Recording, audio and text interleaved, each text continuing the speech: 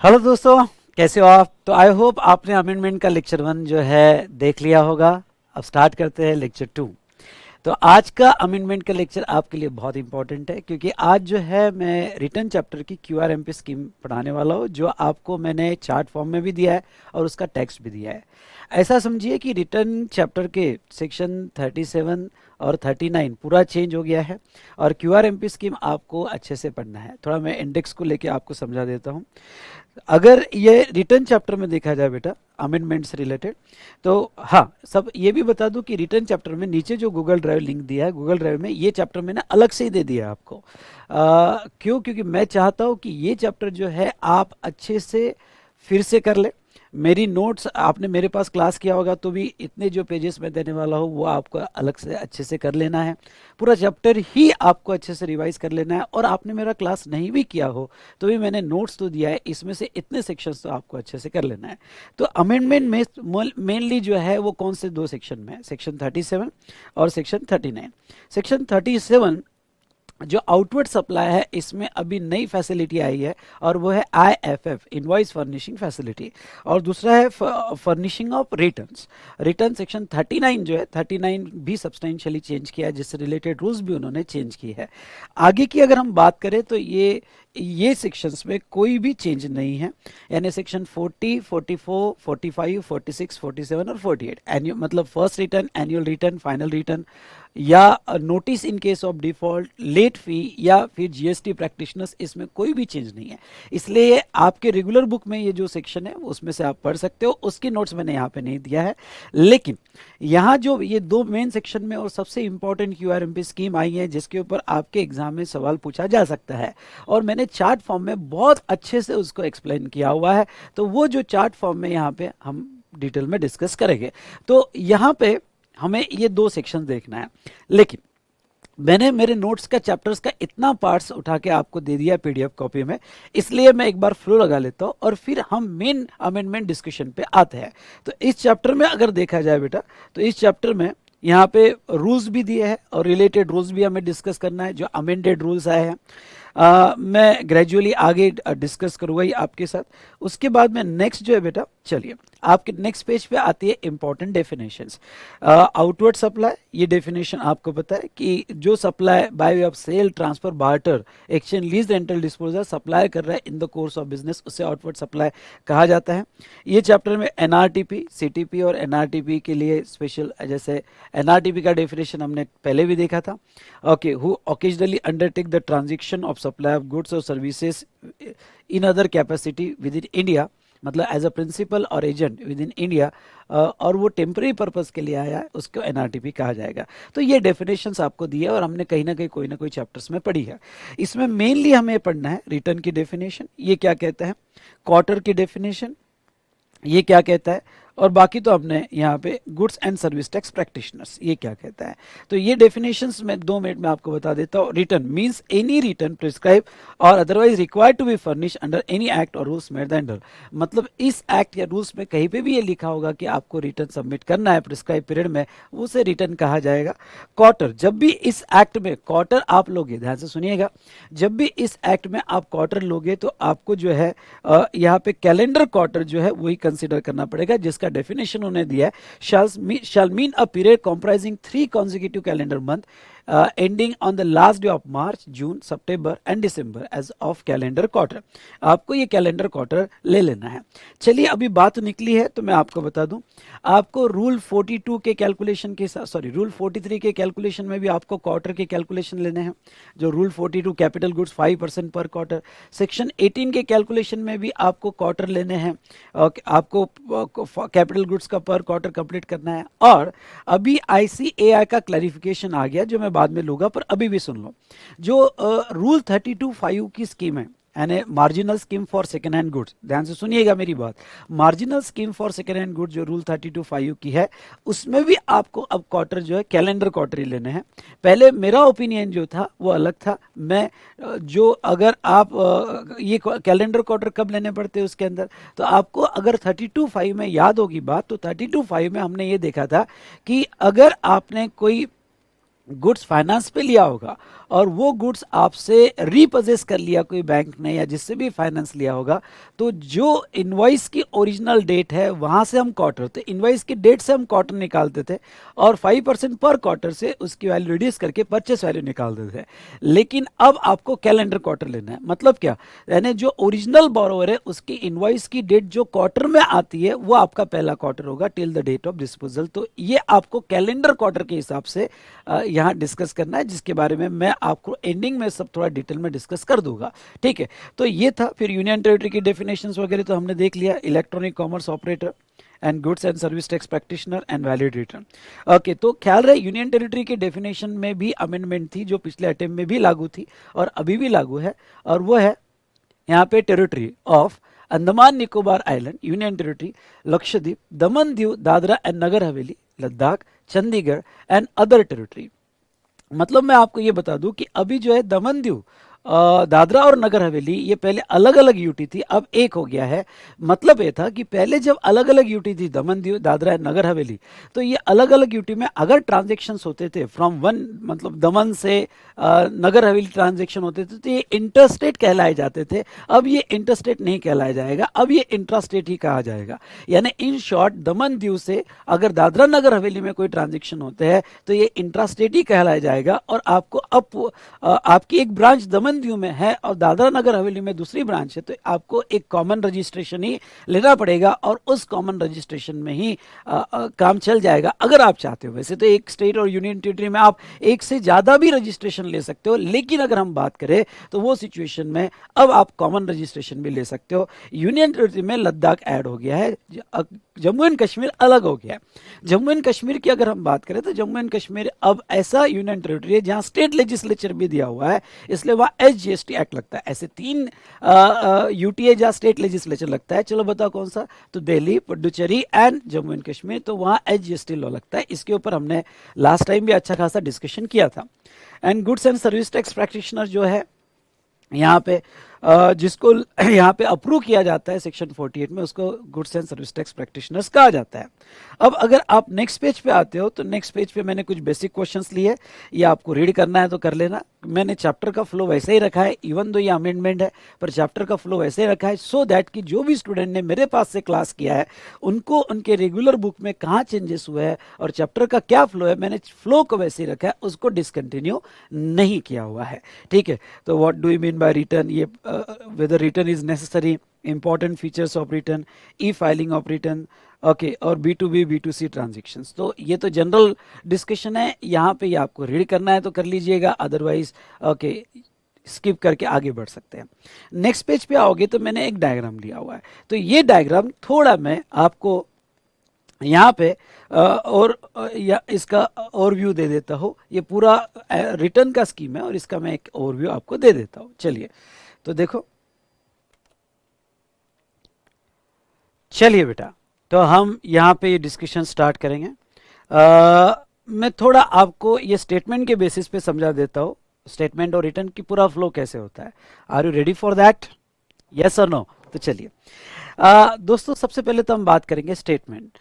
जैसे जब भी डॉक्यूमेंटेशन फ्लो होता है जीएसटी में तो मंथली क्वार्टरली बेसिस पे स्टेटमेंट भी जाते हैं, नॉर्मल रिटर्न भी जाते हैं और स्पेशल केस में कुछ रिटर्न्स भी होते हैं।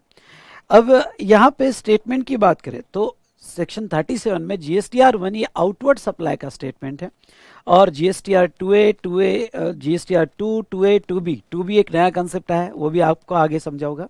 तो ये जो है इनवर्ड सप्लाई का स्टेटमेंट है। ठीक है, अब यहाँ पे आउटवर्ड सप्लाई के स्टेटमेंट में जीएसटीआर 1 की जो एक्ट में डेट दी है वो 10th ऑफ फॉलोइंग मंथ या क्वार्टर, लेकिन अभी कुछ नई डेट्स आई है, आगे मैं आपको पढ़ाऊंगा।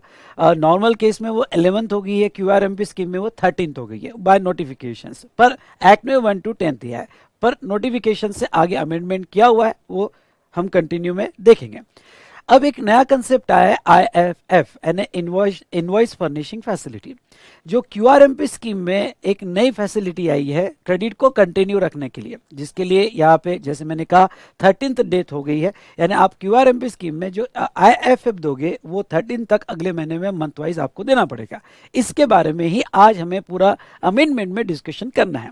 बात करें हम सेक्शन 38 की तो इनवर्ट सप्लाई, ठीक है, जीएसटीआर 2 अभी तक इंप्लीमेंटेशन में नहीं आया है, पर 2A, 2A 2B का अब इंपॉर्टेंस आ चुका है जो हम आगे देखेंगे।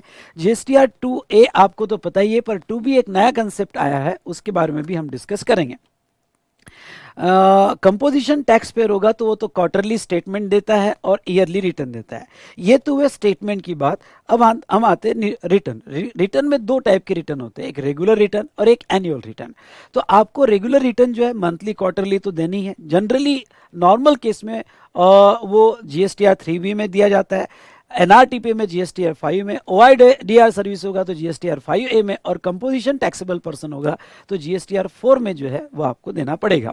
और एनुअल रिटर्न जो होता है कि जैसे यहाँ पे मंथली क्वार्टरली रिटर्न देने के बाद पूरे साल का आपको एनुअल रिटर्न देना है। GSTR 9 और 9A में जो 31 December of subsequent financial year हम देते हैं। जनरली एनुअल रिटर्न जो है इसका रेफरेंस आपको ITC का टाइम लिमिट उसमें आया होगा।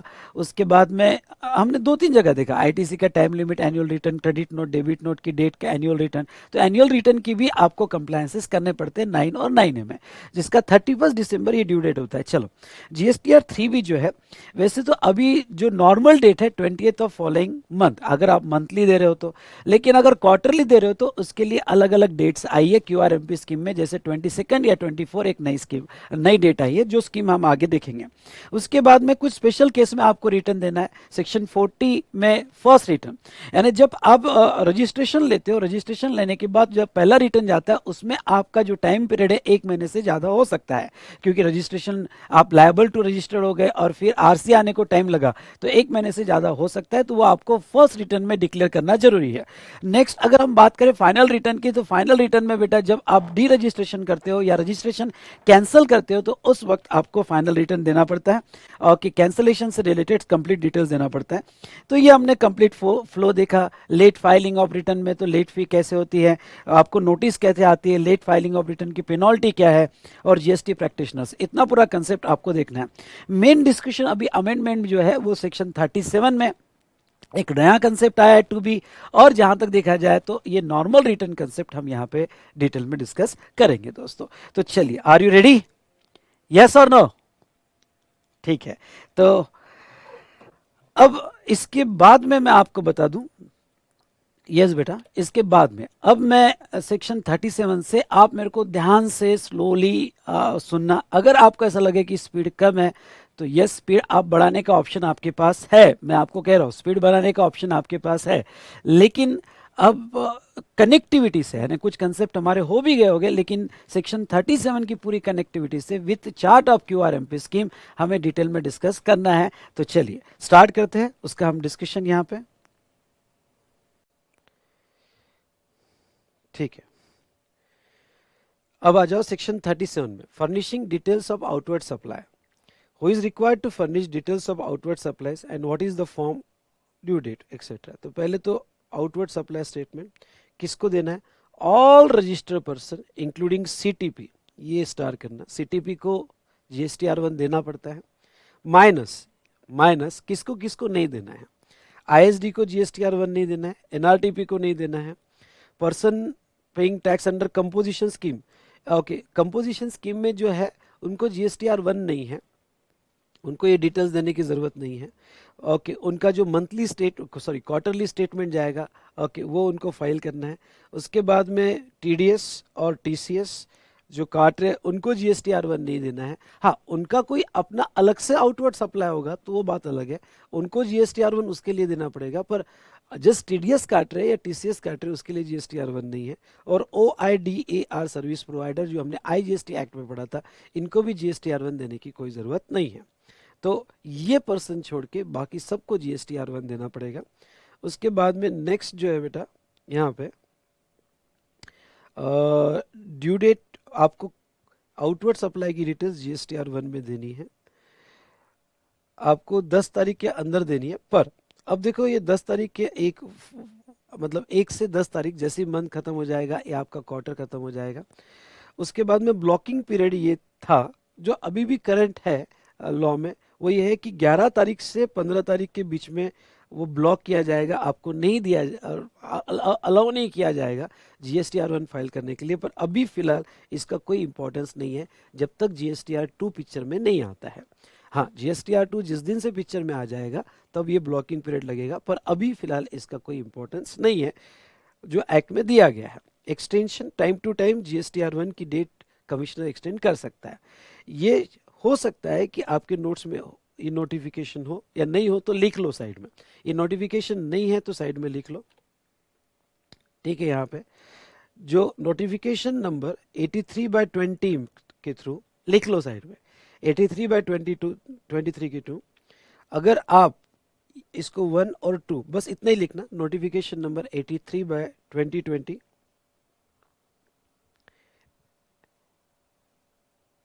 83/2020 इतना ही लिखना, पहला लिखना।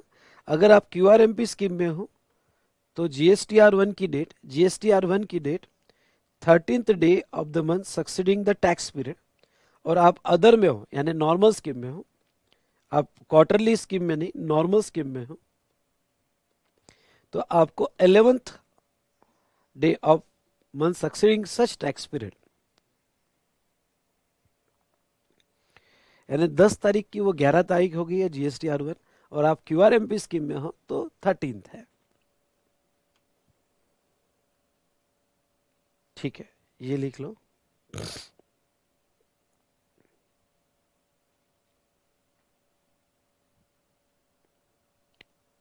डन।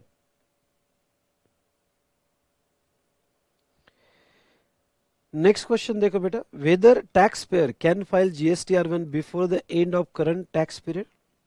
इंपॉर्टेंट, जैसे आपको ये बात पता है कि आप जब तक मंथ कंप्लीट नहीं होता है या क्वार्टर कंप्लीट नहीं होता है तब तक आप GSTR1 नहीं फाइल कर सकते। मंथ कंप्लीट होने के बाद आपका GSTR1 का पोर्टल ओपन होगा 1 तारीख से लेके 11 तारीख, यानी मंथ कंप्लीट होने के बाद 1 तारीख से लेके 11 तारीख के बीच में आप GSTR1 फाइल कर सकते हो, जो time to time date extend भी होती है। अब एक्चुअली आप GSTR1 जो है,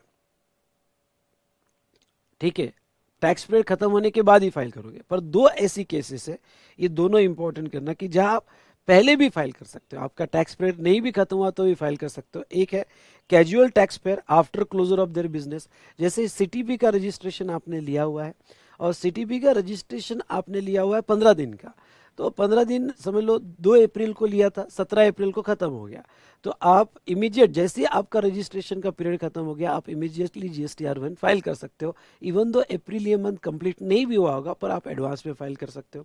दूसरा कैंसलेशन ऑफ GST, आपने समझ लो 20 अप्रैल को GST कैंसिल कर दिया, आपको ऑर्डर भी मिल गई कैंसलेशन की, तो आप इमीडिएटली GSTR1 फाइल कर सकते हो, आपको अप्रैल की ड्यू डेट यानी 11 मई तक आपको रुकने की जरूरत नहीं है। तो ये दो ऐसी केसेस है जहां टैक्स पीरियड नहीं भी खत्म हुआ तो भी आप एडवांस में GSTR1 फाइल कर सकते हो। चलिए नेक्स्ट बेटा, is it necessary to file GSTR1 even if there is no business activity in any particular tax period? yes बेटा, GSTR1 is mandatory। आपका अगर ये टैक्स पीरियड में कोई भी सप्लाई नहीं होगा, कुछ भी नहीं होगा, तो भी आपको GSTR1 फाइल करना पड़ेगा। वो नील GSTR1 फाइल आप करोगे।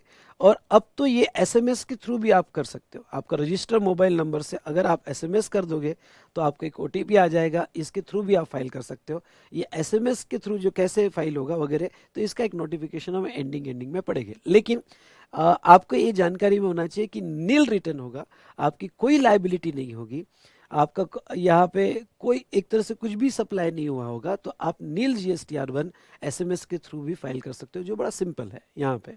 चलो यस, अब बेटा नेक्स्ट सेक्शन 59।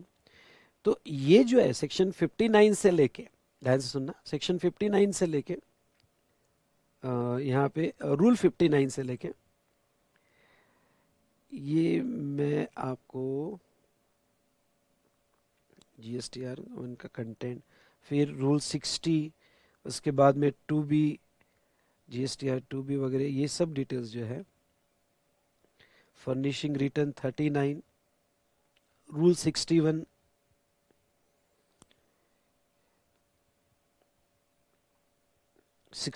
A भी यहाँ पे, उसके बाद में 39(7) भी, हाँ यहाँ तक 39(7) तक, ये जो है हम ये बाद में पढ़ेंगे। सबसे पहले तो एक चार्ट पे होगा, देखो QRMP स्कीम दिया होगा और आपको ऐसे कनेक्टेड 2 पेजेस दिए होंगे, ये और उसके नीचे का पेज। पूरी स्कीम मैंने ये 2 पेजेस में कवर कर ली है। यानी ऊपर दिए गए रूल्स प्लस सेक्शन, उसकी सभी प्रोविजंस मैंने ये 2 पेजेस में पूरा डिटेल में QRMP स्कीम कवर किया है।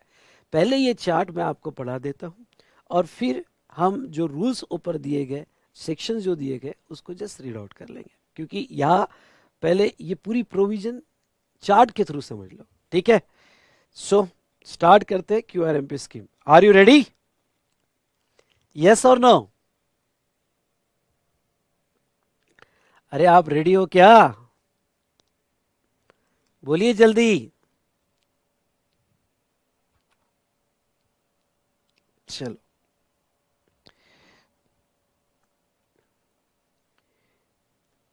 QRMP क्वार्टरली रिटर्न,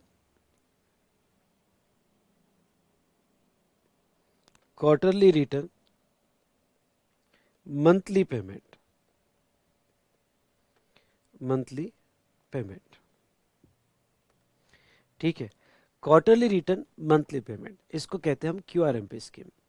ये 1 जनवरी 2021 से लागू हुई है ये स्कीम। पर ये स्कीम लागू होने के पहले एक थोड़ा बैकग्राउंड आप समझ लो, ठीक है, क्योंकि वो बैकग्राउंड समझना बहुत जरूरी है, तो ही ये स्कीम आपको समझ में आएगी गवर्नमेंट की, जो स्पेशली रिटर्न से रिलेटेड है। अब इसमें अगर आप देखते हो तो गवर्नमेंट कहती है कि रिटर्न आप क्वार्टरली दो लेकिन पेमेंट हमें मंथली चाहिए। ओके, रिटर्न आप क्वार्टरली दो पर पेमेंट हमें मंथली चाहिए। अब आपको थोड़ा बताता हूँ किस तरह से, कि पहले क्या था बेटा यहाँ पे, कि सभी को, यानी जो भी सप्लायर है, सप्लायर को मंथली पेमेंट ही मतलब मंथली GSTR1 और मंथली पेमेंट और मंथली रिटर्न, यानी सभी monthly GSTR1 monthly payment monthly return में आते थे। यानी अगर एक सप्लायर है तो इनको रिटर्न कब देना, सॉरी GSTR1 कब देना है, GSTR1 कब देना है, GSTR3B कब देना है, और पेमेंट, पेमेंट तो उनको 3B के साथ ही करना पड़ता था, क्योंकि 3B अपलोड ही नहीं होता जब तक आप पेमेंट नहीं करते हो, ठीक है। तो ये नॉर्मली पहले मंथली हुआ, ये मंथली था। जब GST आया सभी मंथली करना है।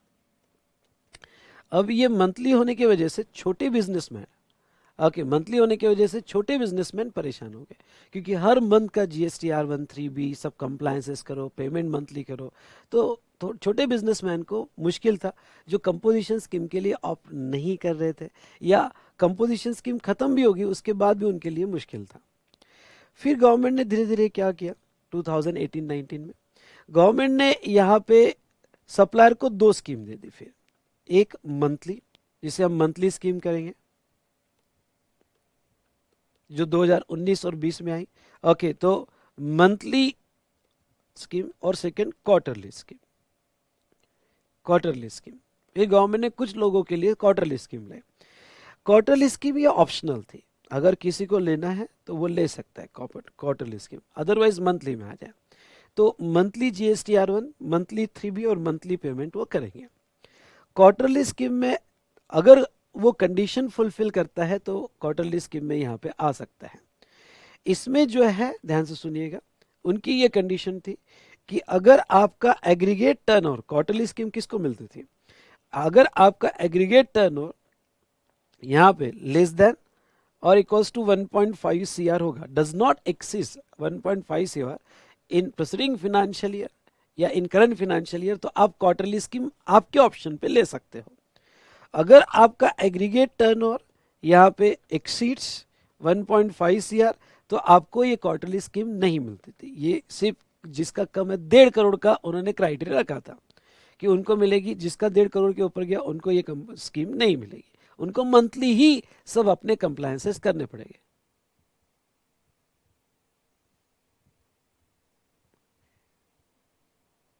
ठीक है, तो जहां तक देखा जाए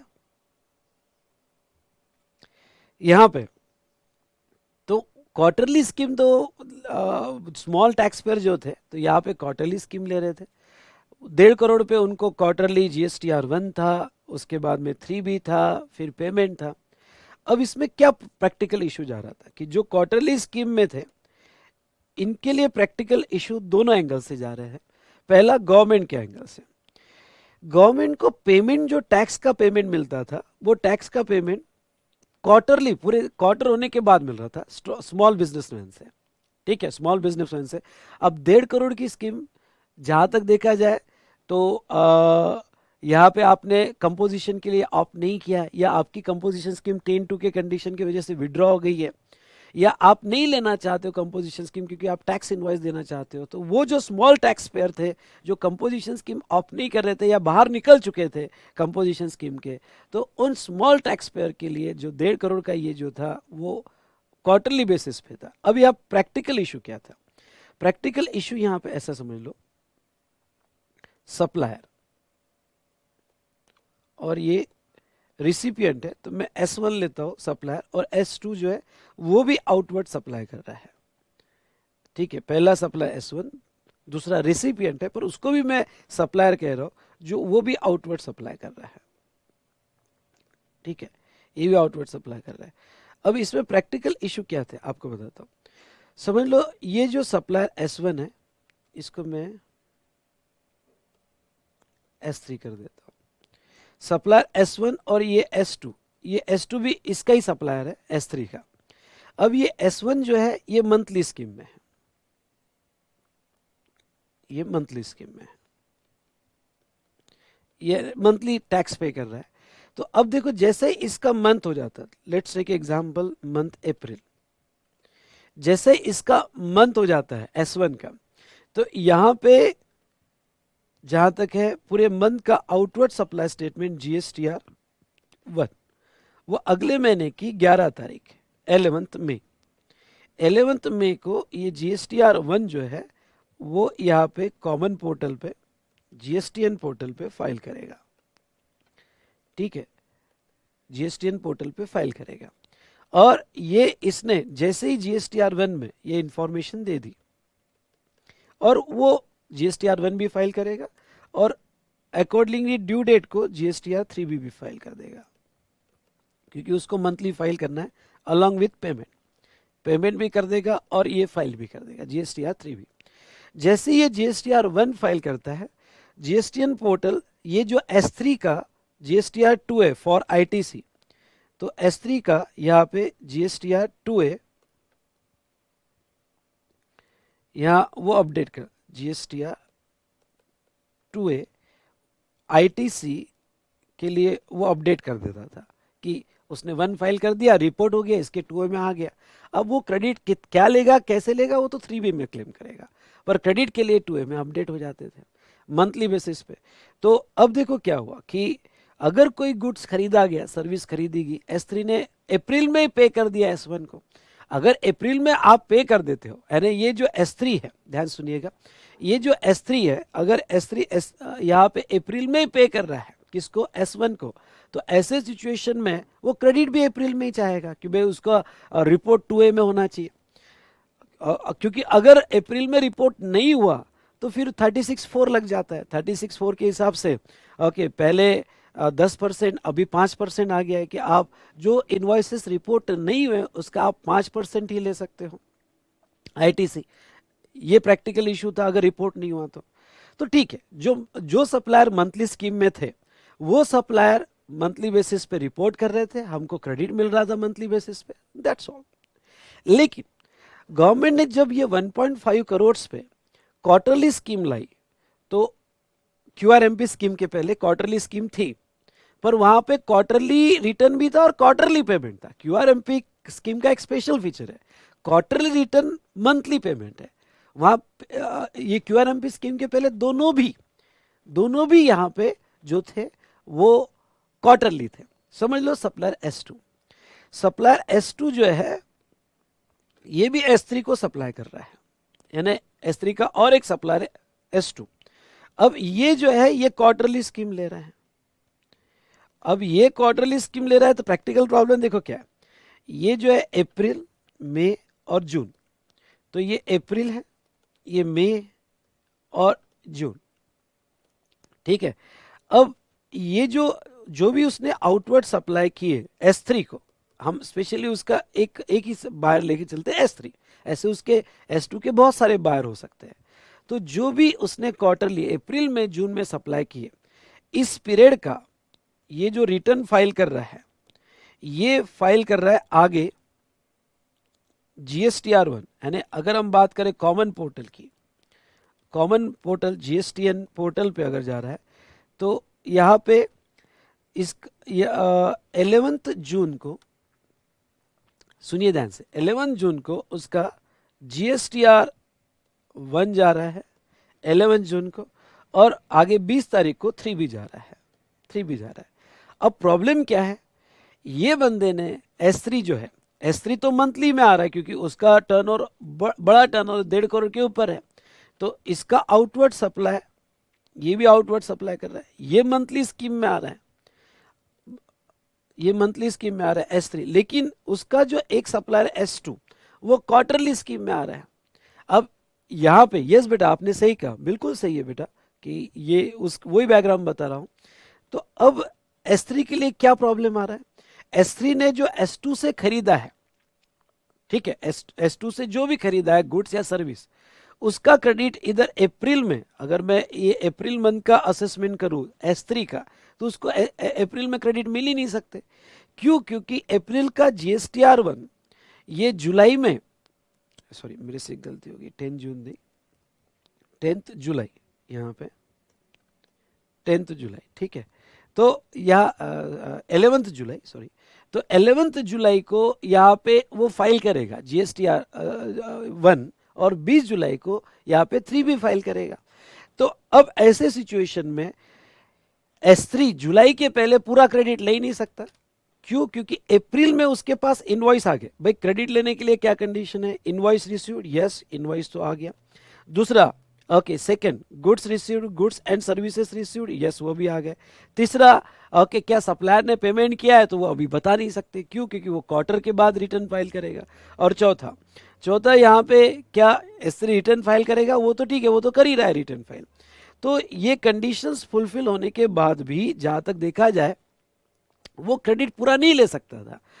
अप्रैल के लिए इनवॉइस आने के बाद भी, सप्लायर S2 से इनवॉइस आने के बाद भी वो ITC नॉन रिपोर्टेड होते थे।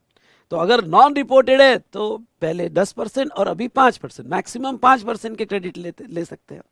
तो ये जो क्रेडिट ले सकता था नॉन रिपोर्टेड इनवॉइस की, मैक्सिमम 5%, यानी उसका नुकसान तो 95% हो ही रहा है ना, 95% हो रहा है। वो अप्रैल मई जून के क्रेडिट ले नहीं पा रहा है, इसका तो पैसा ब्लॉक हो रहा है ना, क्योंकि S3 ने उसको पेमेंट भी कर दिया होगा। भाई उसका इनवॉइस आ गया, पेमेंट कर दिया, सब कुछ कर दिया, पर क्रेडिट नहीं ले पा रहा है, ठीक है, क्रेडिट नहीं ले पा रहा है। तो यस, वी स्मार्ट के साथ भी ऐसा हुआ। जैसे हमारी बहुत सी फैकल्टीज है, ओके, वो उन्होंने क्वार्टरली स्कीम ली, मैंने कहा नहीं भाई क्वार्टरली मत लो आप, क्वार्टरली अगर आप, फिर तो मैं भी फैकल्टीज को क्वार्टरली पेमेंट करूंगा, फिर मैं मंथली नहीं करूंगा आपको। यानी फिर मैं ऐसा करता था कि ठीक है, मैं आपको आपकी जो फीस का है वो दे दूंगा, पर GST मैं क्वार्टरली दूंगा, क्योंकि मुझे क्रेडिट थोड़ी मिलने वाला है इमीडिएट, क्योंकि आप तो मंथ में मेरे से GST ले लोगे, GST के साथ पूरा ले लोगे, और मुझे क्रेडिट क्वार्टरली है। तो ऐसे सिचुएशन में इतने प्रैक्टिकल इशू आ रहे थे कि क्रेडिट इनको नहीं मिल रहा है, 36(4) में वो नॉन रिपोर्टेड क्रेडिट में जा रहा है, अप्रैल में लेना होगा तो maximum 5% low, and etcetera etcetera. यहाँ गवर्नमेंट को भी पैसा क्वार्टर होने के बाद मिल रहा है, क्योंकि जब तक ये क्वार्टरली स्कीम में, जब तक क्वार्टर एंड नहीं होगा वो 3B फाइल नहीं करेगा, और 3B के साथ ही पेमेंट आ रहा है, तो क्वार्टरली पैसा मिल रहा है। सामने वाले सप्लायर को भी IT से लेने में दिक्कत जा रही है। तो ऐसे बहुत सारे इश्यूज हुए। तो गवर्नमेंट इसके ऊपर सोच रही थी कि कैसे सॉल्व किया जाए कि हमें भी पैसा मंथली मिल जाए, क्योंकि गवर्नमेंट का तो फंडा क्लियर है, तुमको मिला तो हमको भी चाहिए, तो अब तुमको मिला तो हमको भी चाहिए, तो अब गवर्नमेंट भी मंथली लेना चाहती है, और जो उसका बायर है, जो हो सकता है मंथली स्कीम में, उसको भी दिक्कत ना आ जाए, उसको भी क्रेडिट मिल जाए, उसके भी GSTR 2A या अभी नया कंसेप्ट 2B लाया उन्होंने, 2B अपडेट हो जाए। तो ऐसे केस में उन्होंने लाइक QRMP स्कीम, यहाँ पे QRMP स्कीम, ये QRMP स्कीम बहुत अच्छी स्कीम है, समझ लो, इजी भी है, कोई यहाँ पे प्रॉब्लम मतलब नहीं जाएगा, डिफिकल्टी आपको समझने में। तो देखो क्यूआरएमपी स्कीम क्या कहती है? क्यूआरएमपी स्कीम कहती है, समझ लो ये सप्लायर S2 है और ये हमारा S3 है, ठीक है। तो इस स्कीम में, इसको मैं इधर लिख लेता हूं, ओके। इस स्कीम में क्या होगा?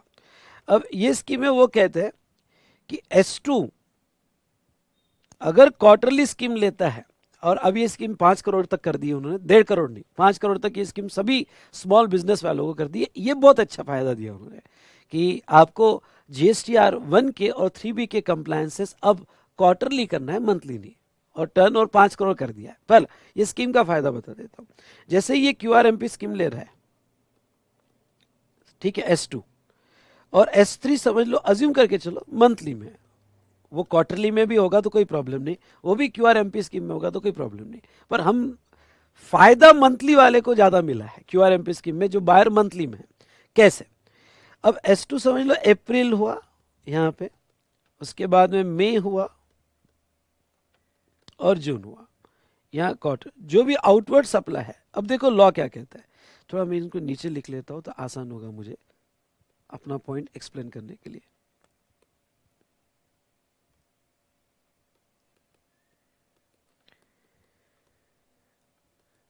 ठीक है, अप्रैल में और जून जो भी आउटवर्ड सप्लाई हुआ, सबसे पहले तो ये जो S2 क्वार्टरली रिटर्न ले रहा है, तो वो GSTR 1 भी क्वार्टरली फाइल करेगा। यानी अगर हम बात करें GSTN पोर्टल की,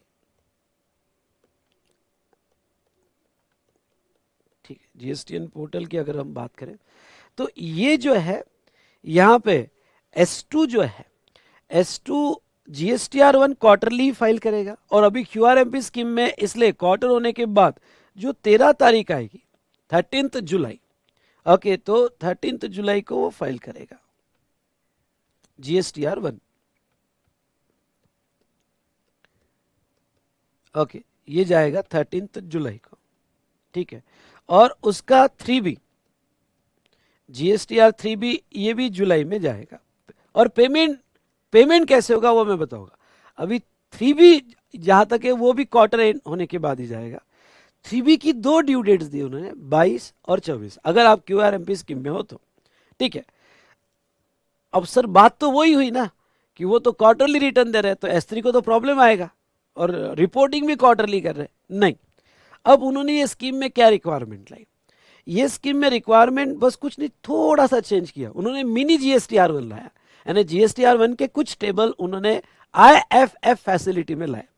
अब वो क्या कहते हैं, देखो, वो ये कहते हैं कि ये जो S2 QRMP स्कीम ले रहा है, ये जो अप्रैल होने के बाद, ध्यान सुनेगा, अप्रैल ये मंथ होने के बाद, इसको फर्स्ट मंथ कहेंगे,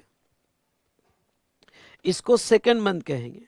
ये फर्स्ट और सेकंड मंथ का इंपॉर्टेंस समझ लो, फर्स्ट और सेकंड मंथ कहेंगे, ठीक है। तो अब अप्रैल होने के बाद यहां पे मैंने ऊपर लिख दिया फर्स्ट मंथ और सेकंड मंथ, ठीक है। तो ये 13 तारीख को, 13th ऑफ मई को एक स्टेटमेंट देगा, जिसको हम IFF कहेंगे, जिसको हम IFF कहेंगे, इनवॉइस फर्निशिंग फैसिलिटी। 13 तारीख को सबमिट करेगा। ये एक तरह का मिनी GSTR 1 है। GSTR 1 के ही कुछ टेबल्स इसमें डाले गए हैं। IFF आउटवर्ड सप्लाई का स्टेटमेंट देगा, आउटवर्ड सप्लाई का स्टेटमेंट देगा, ठीक है, IFF में। तो जो भी अप्रैल में सप्लाई किए गए, जो भी अप्रैल में सप्लाई किए गए, उसका स्टेटमेंट 13 मई को जाएगा। सेकंड मई, ओके, अब सेकंड मंथ जो है मई, इसका भी 13 जून को, आई रिपीट 13 जून को IFF जाएगा, इसका भी IFF जाएगा 13 जून को, जो आउटवर्ड सप्लाई का स्टेटमेंट रहेगा, इनवॉइस फर्निशिंग फैसिलिटी, ठीक है। अब what ever the outward supply आपने अप्रैल में किए हो, वो 13 मई को आप अपलोड करोगे, और मई में जो किए वो 13 जून को जाएगा। तो ऐसे पहले 2 महीने के IFF आप सबमिट करोगे। इसका फायदा क्या हुआ, जैसे आपने IFF सबमिट किया तो वो इनवॉइस डिटेल्स GSTN पोर्टल के पास आ गई, और GSTN पोर्टल अब क्या करेगा, तो GSTN पोर्टल जो है यहाँ पे जो आपका रिसिपिएंट है, रिसिपिएंट का जीएसटीआर 1A तो बनेगा ही बेटा, नो डाउट। एक जीएसटीआर 3, सॉरी जीएसटीआर 2A तो बनेगा ही, उसके बाद में जीएसटीआर 2B भी बनेगा। ओके, 2A और 2B। और ये जो आईएफएफ का डेटा है, जो भी आईएफएफ का डेटा है, ये उसके 2B में अपडेट हो जाएगा। ओके, उसके 2B में अपडेट हो जाएगा आईएफएफ का डेटा, या दोनों मंथ का आईएफएफ का डेटा उसके 2B में अपडेट हो जाएगा, as well as GSTR 2A में भी अपडेट हो जाएगा। ओके, 2A में भी अपडेट हो जाएगा। तो मंथली बेसिस पे 2B में भी आ जाएगा, और फिर जब उसका 2A फाइनल होगा तो 2A में भी आ जाएगा। ठीक है, तो 2A और 2B दोनों में आ जाएगा। इससे रिसिपिएंट का क्या फायदा हुआ कि रिसिपिएंट जो पूरे क्वार्टर आईटीसी नहीं ले सकता था, अब वो क्वार्टर रुकेगा नहीं, क्योंकि उसके आईएफएफ फर्निश होने के बाद उसके 2B में आ जाएगा और उसके बेस पे वो आईटीसी ले लेगा। ओके, S3 जो है उसका आईटीसी ले लेगा। तो अब इसके लिए आसान हो गया आईटीसी लेना। ओके, आईटीसी लेना आसान हो गया। ये हुआ पहले 2 मंथ का। अब तीसरा मंथ था जून। सर जून का आईएफएफ देंगे क्या? कॉमन सेंस कहता है बेटा जून का आईएफएफ देने की क्या जरूरत थी, क्योंकि मिनी जीएसटीआर 1 क्यों देंगे उसका? क्यों? क्योंकि अब हम जून होने के बाद जीएसटीआर ही 1 फाइल कर रहे हैं। तो अगर हम जीएसटीआर 1 फाइल कर रहे हैं तो ऐसे केस में जून का आईएफएफ नहीं जाएगा। ठीक है, उसका जीएसटीआर 1 डायरेक्ट जा रहा है, इसलिए उसका आईएफएफ नहीं जाएगा। हम यहाँ पे 13 तारीख को उसका जीएसटीआर 1 सबमिट कर देंगे डायरेक्ट। और ये कहा गया कि जो डेटा आपने आईएफएफ में दिया है, जो भी डेटा आपने आईएफएफ में दिया है, जीएसटीआर 1 उसमें वो देने की जरूरत नहीं है। जीएसटीआर 1 में वो देने की जरूरत नहीं है, जो भी डेटा आपने आईएफएफ दिया है। यानी आपका जो बचा खुचा डेटा है वही जीएसटीआर 1 में देना पड़ेगा। नो, आपका पहला सवाल, सबसे पहले तो समझ, ये प्रोसीजर समझ में आई क्या? आईएफएफ समझ में आया क्या? ये बताओ, फिर मैं आगे एनालिटिकल डिस्कशन स्टार्ट करता हूं। ये बेसिक प्रोसीजर समझ में आई क्या? यस और नो, मुझे आपसे जवाब चाहिए।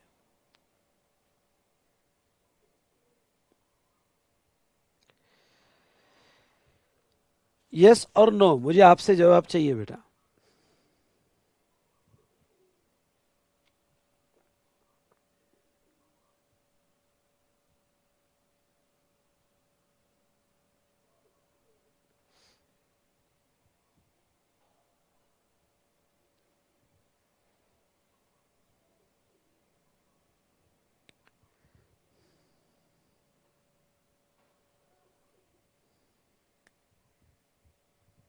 ठीक है, तो एक बार फिर से यहां पे देखो, वो सप्लायर जो क्यूआरएमपी स्कीम लेगा, वो यहां पे रिटर्न जो फाइल करेगा, रिटर्न और जीएसटीआर 1 ये क्वार्टरली ही फाइल करेगा। लेकिन अगर वो जीएसटीआर 1 और 3B क्वार्टरली फाइल कर रहा है तो इसके पहले आईटीसी रुक जाते थे जब तक वो जीएसटीआर 1 फाइल नहीं करता है। तो गवर्नमेंट ने कहा कोई प्रॉब्लम नहीं, हम एक नया यूटिलिटी क्रिएट करते हैं आईएफएफ की, इनवॉइस फर्निशिंग फैसिलिटी की, एक तरह का वो मिनी जीएसटीआर 1 है। तो सप्लायर मंथली बेसिस पे अप्रैल का 13 तारीख को अप्रैल का पूरा डिटेल जो है यहाँ पे पोर्टल पे अपलोड कर देगा।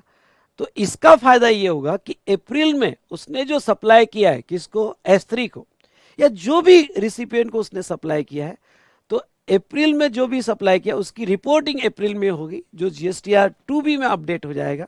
और 2B में ये अपडेट होने के बाद ये जो बंदा है ये उसका आईटीसी ले सकता है। मई का भी आईएफएफ चले जाएगा, सिंपल है बेटा, मई का भी आईएफएफ चले जाएगा। और जून का आईएफएफ देने की जरूरत नहीं, क्योंकि हम जीएसटीआर 1 ही फाइल कर रहे हैं। तो अगर हम जीएसटीआर 1 फाइल कर रहे हैं तो यहाँ पे उसका आईएफएफ क्यों देंगे? नेक्स्ट, जब आप जीएसटीआर 1 फाइल करोगे तो उसमें वो डेटा कवर नहीं करोगे जो ऑलरेडी आईएफएफ में जा चुका है, वो तो रिपीटेशन ऑफ डेटा हो जाएगा। इसलिए जो ऑलरेडी आईएफएफ में जा चुका है, मिनी जीएसटीआर 1 में जा चुका है, इसको मिनी जीएसटीआर 1 को तो ज्यादा अच्छे समझ में आएगा। तो जो मिनी जीएसटीआर 1 में जा चुका है वो यहाँ जो एक्चुअल जीएसटीआर 1 है उसमें आप नहीं दोगे। उसके बाद में जीएसटीआर 3B जो आप फाइल करोगे, जिसमें आप पूरा रिपोर्ट करोगे कि जीएसटीआर 3B में जो तीनों मंथ का जो क्वार्टर का आपका यहाँ पे डिटेल्स है वो पूरा आप रिपोर्ट करोगे। नाउ अब थोड़ा हम एनालिटिकल डिस्कशन स्टार्ट करते हैं। और ये डिस्कशन यहाँ पे ये है कि सर क्या हम अप्रैल का आईएफएफ ओके, अप्रैल का आईएफएफ क्या 13 तारीख के बाद फाइल कर सकते हैं क्या? नहीं, नहीं। और सर लेट हो गए, सॉरी सर, ऐसा नहीं। 13th निकल गया, बात खत्म। या मई का आईएफएफ 13 जून निकल गया, बात खत्म। अब आप फाइल नहीं कर सकते। फिर सर क्या ऑप्शन क्या है? फिर कुछ भी ऑप्शन नहीं है। ऐसे सिचुएशन में अगर आपने आईएफएफ नहीं फाइल किए तो पूरी डिटेल्स आप GSTR1 में दोगे। बस नुकसान इतना ही है कि आपका कस्टमर चिल्लाएगा, वो कहेगा यार तूने आईएफएफ नहीं दिया, कैसा कर रहा है, मेरे क्रेडिट रुक रहे हैं ना, अब मैं क्रेडिट क्वार्टर के बाद लूंगा जब तू GSTR1 देगा। यस, इसलिए जहां तक देखा जाए तो आईएफएफ आप 13 तारीख को ही कंप्लीट करोगे। ओके, अगर आपने नहीं दिए तो अब भूल जाओ, अब वो आईएफ नहीं दे सकते आप। अब जो भी है GSTR1 में अपडेट करना, और GSTR1 में अपडेट करने के बाद उसको सामने वाले को क्रेडिट मिलेगा। तब तक वो नॉन रिपोर्टेड 5% का क्रेडिट ले सकता है, नॉन रिपोर्टेड 5% का क्रेडिट ले सकता है। अदरवाइज जहां तक देखा जाए तो यस, आपको जो है पूरा यहाँ पे क्रेडिट तो नहीं मिलेगा। चलो ठीक है सर, क्या हमें आईएफएफ फाइल करना 13 तारीख को कंपलसरी है? अगर हमने आईएफएफ फाइल नहीं किया तो कोई लेट फी पेनल्टी आएगी? नहीं, आईएफएफ ऑप्शनल है। यानी आप QRMP स्कीम में हो तो आईएफएफ ऑप्शनल है, ध्यान से सुनना।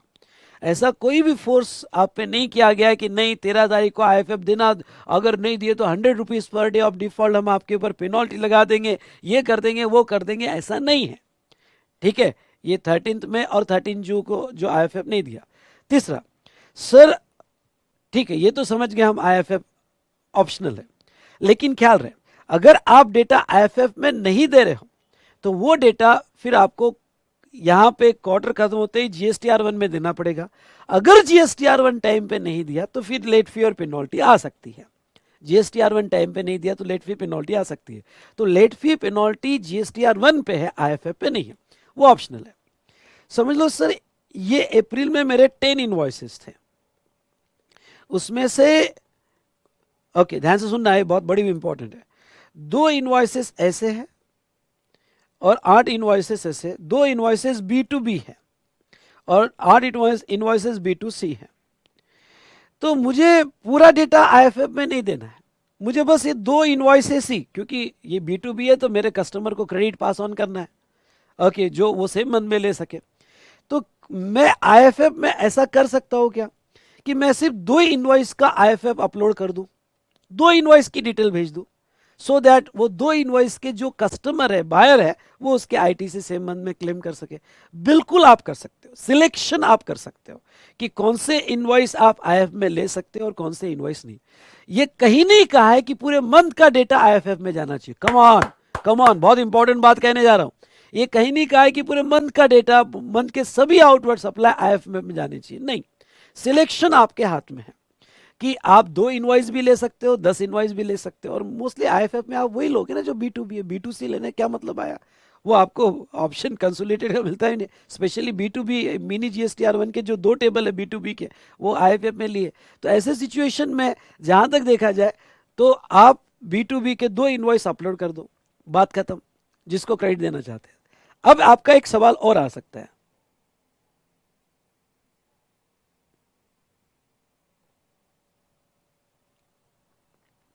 नहीं बेटा वो भी मैं लूंगा क्वेश्चन। अब आपका एक सवाल आ गया बीच में, इसलिए ये भी ले लेता हूं कि सर अप्रैल का आईएफएफ नहीं दिया तो क्या हम मई का आईएफएफ में अप्रैल का डेटा दे सकते हैं क्या? नहीं, अप्रैल का नहीं दिया गया बेटा। अब आप जब मई का आईएफएफ दोगे तो उसमें मई का ही जाएगा, क्यूमुलेटिव नहीं दे सकते आप डेटा, अप्रैल एज वेल एज मई का।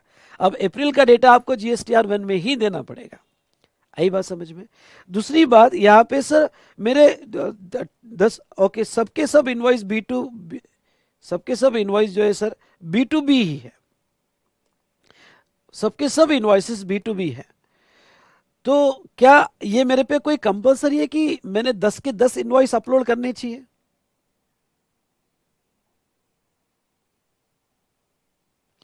बेटा आपके क्वेश्चन रुक जाओ ना, मैं सब लूंगा सब लूंगा, प्लीज प्लीज पूरा स्कीम समझ लो, फिर आपके क्वेश्चन को मैं स्पेशल टाइम दूंगा। मेरी रिक्वेस्ट है कि पूरा स्कीम समझ लो। अभी तो चार्ट मैंने स्टार्ट ही नहीं किया, चार्ट में सभी डाउट्स आपके क्लियर हो जाएंगे। ठीक है, तो अब यहाँ पे ये जो है सर हमें ये बताइए कि B2B जो है, B2B के यहाँ पे 10 इनवॉइस हुए हमारे अप्रैल के, तो क्या मेरे पे कंपलसरी है कि मैं सभी अपलोड करूं? इसमें से मेरे 4 ही ऐसे कस्टमर हैं जो मुझे लगता है बॉदर करेंगे, बड़ी कंपनी है। अब देखो S2 के एक कस्टमर S3 है जो आगे मंथली में है, इसलिए उसको बहुत कंसर्न है आईटीसी का, क्योंकि वो मंथली में है।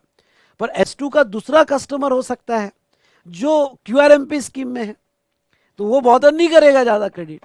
तो क्या सर ऐसा हो सकता है कि मेरे जो 10 इनवॉइसेस है B2B के, उसमें से जिसको मुझे क्रेडिट देना है मैं वही IFF में दूं, यानी उसकी डिटेल्स IFF में दूं, जिसको मुझे क्रेडिट पास ऑन नहीं करना है अभी मंथली बेसिस पे वो ना दूं? यस यस, सिलेक्शन पूरा आपके हाथ में है, सिलेक्शन पूरा आपके हाथ में। मेरी रिक्वेस्ट है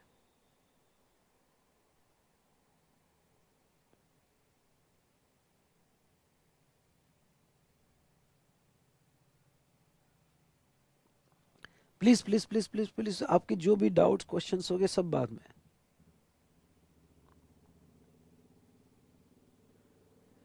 ठीक है, पहले मैं जितने पॉइंट्स आपको बताना चाहता हूँ, जो इन्फॉर्मेशन आपके साथ शेयर करना चाहता हूँ वो तो सुन लो। तो अब ऐसे केस में ये सिलेक्शन आपके हाथ में है, और आगे ये रिस्ट्रिक्शन है रूल का कि आप मैक्सिमम 50 लाख तक के ही अपलोड करके इनवॉइस अपलोड कर सकते हो IFF में। यानी अप्रैल में का आप जब IFF दे रहे हो तो मैक्सिमम टोटल वैल्यू आपकी 50 लाख के ऊपर नहीं होनी चाहिए IFF में जो भी इनवॉइस दे रहे हो। सर अगर मेरे अप्रैल में 80 लाख का सप्लाई हुआ, सुनना ध्यान से, 80 लाख का सप्लाई हुआ और सब B2B है, 80 लाख का सप्लाई हुआ, सब B2B है, तो वो 80 लाख में से आपको डिसाइड करना है कि किसको ITC भेजना है, क्योंकि मैक्सिमम 50 लाख तक के इनवॉइस तक का ही आप ITC भेज सकते हो। तो ये आपको डिसाइड करना है किसको भेजो और किसको नहीं भेजो, क्योंकि 50 लाख के ऊपर वैल्यू नहीं हो सकती IFF की। सर अगर मुझे सबको 80 वालों को भेजना है, नहीं कर सकते हो, आपको ये सिलेक्शन करना है, गवर्नमेंट ने रिस्ट्रिक्शन डाला हुआ है। तो 80 में से जो आपके ज़्यादा कनेक्टेड लोग हैं उनको समझाओ कि सर क्वार्टरली ले जाना, क्योंकि मुझे कुछ लोगों को दूसरे लोगों को भेजना है ITC, इसलिए मैक्सिमम रिस्ट्रिक्शन उन्होंने 50 लाख की डाली हुई है। ठीक है, तो ये था रिगार्डिंग टू कुछ पॉइंट्स मैंने जो IFF के लिए। तो आप जो है 13 के बाद अप्रैल का नहीं दे सकते हो, इधर 13 जून के मई का नहीं दे सकते हो। दूसरा जो है यहाँ पे बेटा ओके, सिलेक्शन आपके हाथ में है जो IFF में देना है। IFF ऑप्शनल है, जिसको क्रेडिट भेजना है उसको ही IFF में आप कवर करो, क्लियर ओके, उसको ही आप IFF में कवर करो। और कुछ रिस्ट्रिक्शंस डाले हुए IFF के, जैसे 50 लाख तक की वैल्यू है एक्सेट्रा। तो ये बेसिक मैंने आपको IFF के बारे में बताया। चलो अब ये थोड़ा हम QRMP स्कीम में यहाँ पे आते हैं। हाउ टू, हम ये स्कीम 4 पार्ट में पढ़ेंगे। ये स्कीम कैसे हमने अवेल करना चाहिए, दूसरा आउटवर्ड सप्लाई की डिटेल्स कैसे जाएगी IFF में, कैसे GSTR1 में एक्सेट्रा, इससे रिलेटेड इश्यूज जो है वो भी हम डिस्कस करेंगे। तीसरा हम यहाँ पे पेमेंट ऑफ टैक्स, हाँ टैक्स पेमेंट कैसे, इसके बारे में बता दूं। ये तो हमने IFF के बारे में पढ़ा, ये तो बेटा IFF के बारे में पढ़ा। अब उन्होंने नाम ही रखा है क्वार्टरली रिटर्न मंथली पेमेंट। अब अप्रैल में जो भी आपने आउटवर्ड सप्लाई की है उसका आपको पेमेंट, अप्रैल का पेमेंट अगले महीने के 25 तारीख तक, यानी अगले महीने के यहाँ पे 25 तक आपने अप्रैल का टैक्स पेमेंट कर देना चाहिए। ठीक है, इस टैक्स पेमेंट का आपके IFF से कोई कंसर्न नहीं है, टैक्स पेमेंट कर देना चाहिए। जो अप्रैल में जो भी सप्लाई किए B2B B2C सभी, उसका टैक्स पेमेंट आपने 25 अप्रैल को, और मई का होगा तो 25 जून को, मई का होगा तो 25 जून को, और जून का आपके 3B की ड्यू डेट के साथ, जून का आपका जो 3B की ड्यू डेट आएगी उसके साथ, तो जून का पेमेंट 3B के साथ। तो आपको अप्रैल का टैक्स पेमेंट 25 जून को करना है, क्योंकि पेमेंट तो मंथली ही करना है आपको, ड्यू डेट है 25 जून। मई का 25 अप्रैल का 25 में, मई का 25 जून को आपको यहाँ पे पेमेंट करना है। ठीक है, और जून का पेमेंट जो है आपको यहाँ पे GSTR 3B की जो भी आपकी ड्यू डेट है उसके साथ आपको पे कर देना है।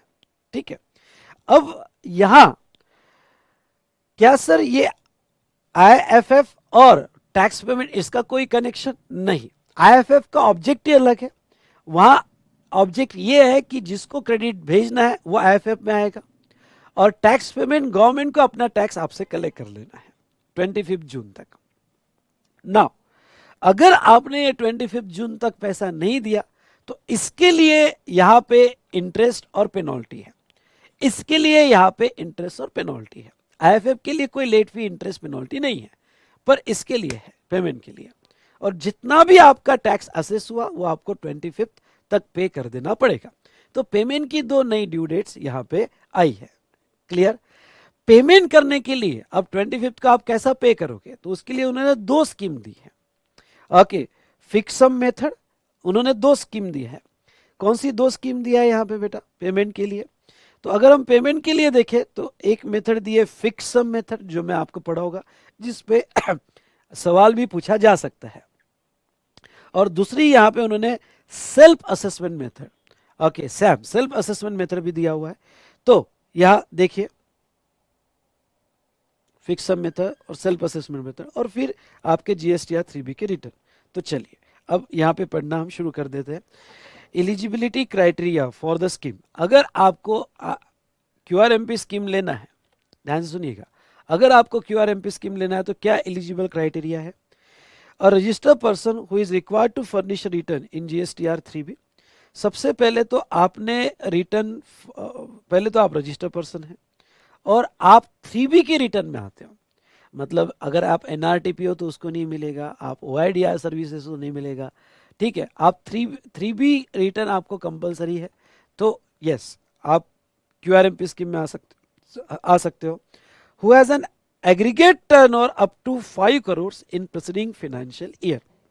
और आपका, ध्यान से सुनिएगा, आपका aggregate turnover up to 5 crore in preceding financial year होना चाहिए।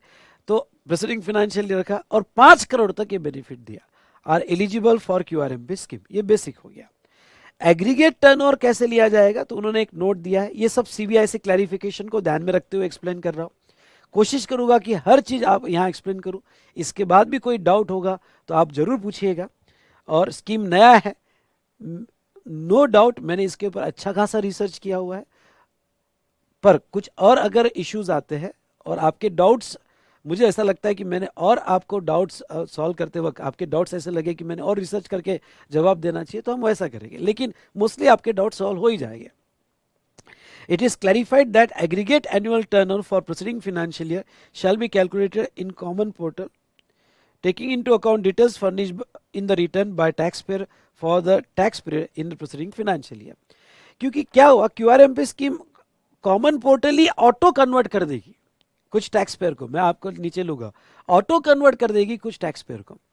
इसलिए कॉमन पोर्टल ही आपका एग्रीगेट टर्नओवर कैच करेगा। कैसे?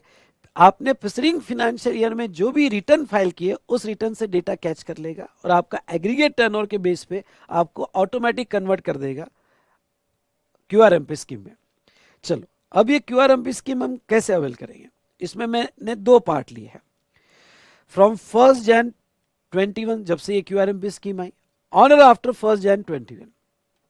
अब लॉ क्या कहता है, देखो, some classes of tax payer are by default in the criteria of the scheme are automatically redirected in the scheme. This bifurcation of classes of taxpayer is mentioned below. पहला, registered person having aggregate turnover up to 1.5 crores and who has furnished form GSTR1 on quarterly basis in current financial year। मतलब क्या, क्योंकि 1 जनवरी से लागू होने वाली थी, तो 1 जनवरी से जब ये लागू होने वाली थी तो फाइनेंशियल ईयर लिया गया, ओके, आपको इसी करंट ईयर में शिफ्ट करना है, तो करंट फाइनेंशियल ईयर लिया गया 2021, और आपका एग्रीगेट टर्नओवर ओके 1.5 करोड़ के नीचे है और उसने क्वार्टरली स्कीम लिया है। सुनिए, उसने क्वार्टरली स्कीम लिया है तो वो ऑटोमेटिकली, जब क्वार्टरली लिया ही है और अब तो 5 करोड़ हो गया, इसलिए वो ऑटोमेटिकली क्वार्टरली स्कीम में चले गया, क्यूआरएमपी स्कीम में चले गया, उसको अप्लाई करने की भी जरूरत नहीं, वो ऑटो शिफ्ट हो गया क्यूआरएमपी स्कीम में। ठीक है। सेकंड, लेकिन registered person having aggregate turnover up to 1.5 crore who have furnished GSTR one on monthly basis, ये हम पुरानी बात कर रहे हैं, ये 1.5 करोड़ हम पुरानी बात कर रहे हैं, और पुराने वालों को कैसे शिफ्ट किया गया क्यूआरएमपी स्कीम में उसकी बात कर रहे हैं। अब जिसका एग्रीगेट टर्नओवर 1.5 करोड़ के नीचे था या अप टू 1.5 करोड़ था, और पर उन्होंने मंथली लिया था, उन्होंने कहा नहीं हमें क्यूआरएमपी स्कीम नहीं चाहिए। देखो वो उनका एटीट्यूड तो देखो, नहीं चाहिए हमें क्यूआरएमपी स्कीम, हम मंथली देंगे।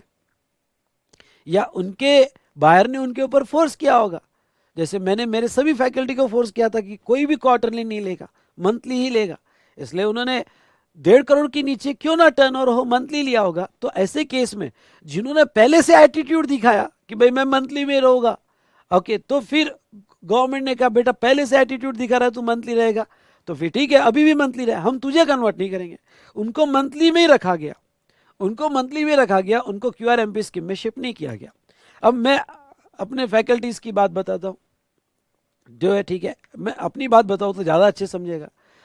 फिर 1 जनवरी को मेरे को कॉल आया कि सर अब तो आपको दिक्कत नहीं जाएगी ना, आपने हमें फोर्स किया था कि क्वार्टरली नहीं मंथ लिया, हमने मंथली लिया, पर आपको तो जो है अब तो दिक्कत नहीं जाएगी ना, क्योंकि अब तो आईएफएफ आ गया, आपको तो क्रेडिट मंथली मिल जाएगा। तो क्या हम बाद में क्यूआरएमपी स्कीम ले सकते हैं क्या, क्योंकि आप ऑटो तो शिफ्ट नहीं हुए, आप ऑटो शिफ्ट नहीं हुए, तो फिर अब आपको क्यूआरएमपी स्कीम में आना है, क्योंकि कंप्लायंस कॉस्ट बच जाती है आपकी बहुत सी, आपको क्यूआरएमपी स्कीम में आना है। तो मैंने कहा ठीक है अब आ सकते हो।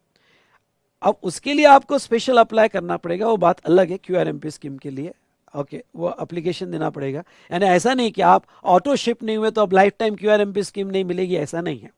उसके लिए आपको एप्लीकेशन देना पड़ेगा। कैसे देना पड़ेगा, यानी आप ये क्राइटेरिया में आओगे कि 1 जन के बाद आप ऑप्ट करना चाहते हो, तो ये क्राइटेरिया में आओगे, क्योंकि आप ऑटो शिफ्ट नहीं हुए।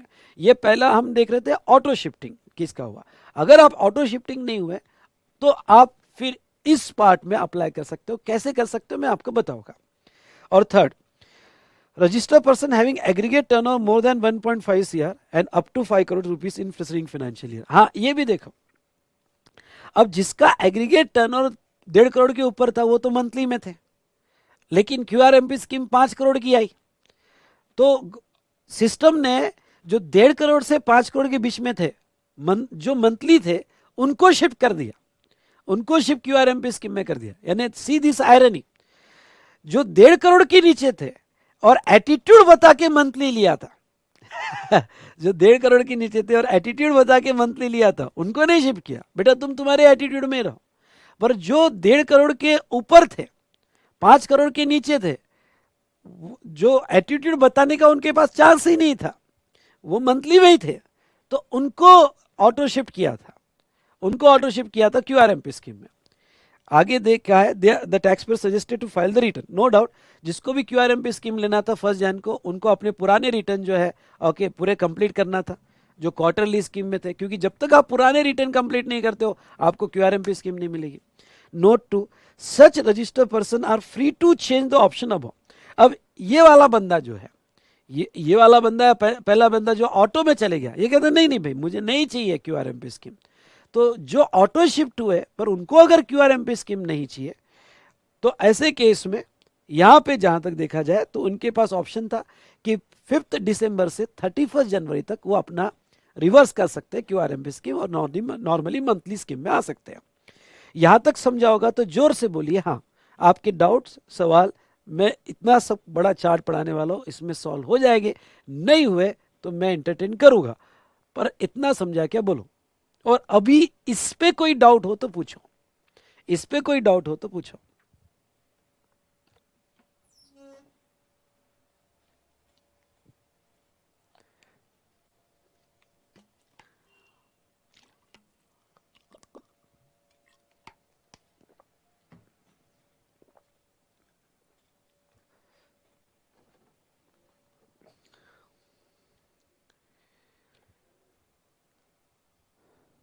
चलिए, यानी इस पे कोई डाउट है नहीं आपको।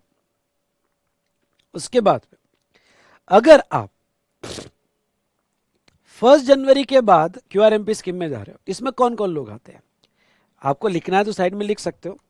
जो फ्रेश रजिस्ट्रेशन के लिए अप्लाई कर रहा है वो बंदा 1 जनवरी के बाद, या वो बंदा जो कंपोजिशन स्कीम में था और अभी अभी कंपोजिशन स्कीम के बाहर निकला, ओके, उस अंडे के बाहर निकला कंपोजिशन स्कीम के, या थ्रेशोल्ड के बाहर निकला तो फ्रेश रजिस्ट्रेशन है।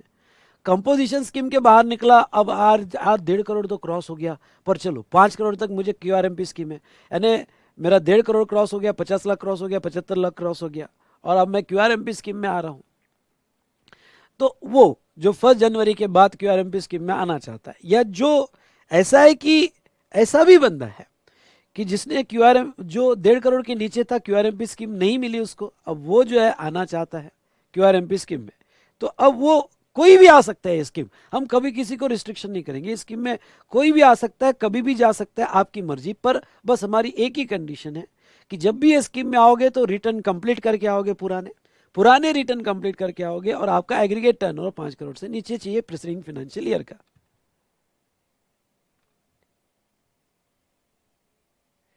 हाँ बेटा, यस यस, ये स्कीम में मैं आपको कह देता हूं कि जो आपने कॉमन पोर्टल पे एग्रीगेट टर्नओवर दिया है प्रीसीडिंग फाइनेंशियल ईयर का, जो ऑटो कन्वर्जन है, ओके, उसके बेसिस पे आप ऑटोमेटिक कन्वर्ट हो गए, सही कह रहे हो।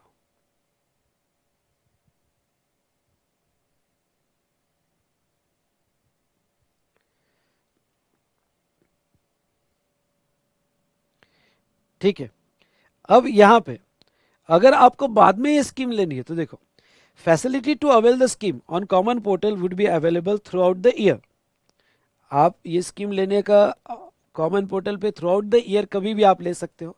नेक्स्ट, अब आपको जब भी ऑप्ट करना है ये स्कीम के लिए, registered person can opt in for any quarter from first day of second month of succeeding quarter to the last day of the first month of the quarter.